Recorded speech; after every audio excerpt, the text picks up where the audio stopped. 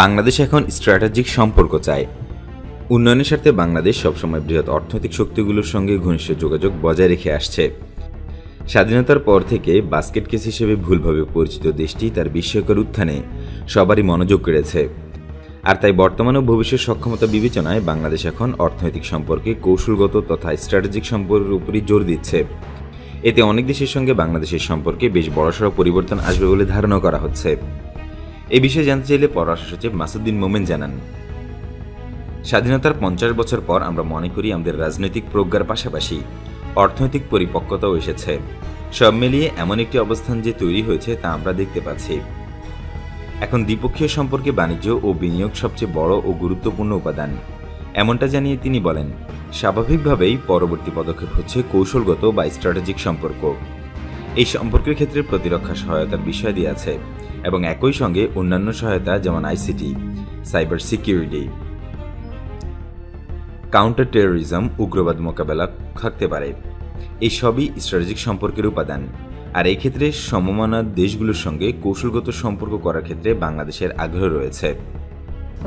এখন অন্য দেশের কাছে বাংলাদেশ কতটা আকর্ষণীয় সেটার বর্ণনা করতে গিয়ে সচিব জানান, আমরা যখন 2020 সালের প্রথম দিকে ইতালি গেলাম, তখন ওই দেশের প্রধানমন্ত্রী আগ্রহের কারণে ইতালির বড় বড় শিল্প মালিক, অ্যাসোসিয়েশনের নেতা, এমনকি প্রতিরক্ষা কোম্পানির জ্যেষ্ঠ কর্মকর্তারাও প্রধানমন্ত্রী শেখ হাসিনার সঙ্গে বৈঠক করেছেন। সবার মাঝে একটি সাধারণ জিনিস দেখা যাচ্ছে যে তারা বাংলাদেশকে একটি উদীয়মান অর্থনৈতিক শক্তি হিসেবে দেখছে। সঙ্গে যোগ হয়েছে স্থিতিশীলতা এবং রাজনৈতিক নেতৃত্ব। এ কারণে তারা পরের ধাপে যেতে চায়।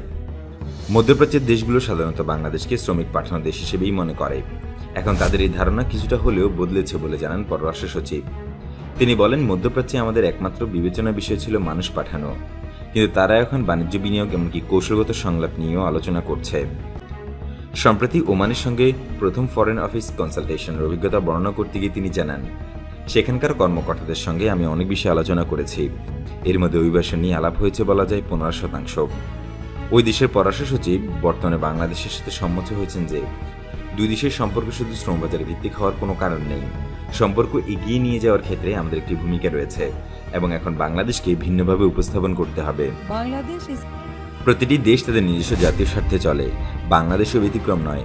বিদেশি বিনিয়োগ প্রসঙ্গে পররাষ্ট্র সচিব জানান, সবাই লাভ খোঁজে এবং তাদের যদি আমরা এখানে লাভজনক একটি পরিস্থিতি তৈরি করে দিতে পারি তবে তারা অবশ্যই বাংলাদেশে আসবে।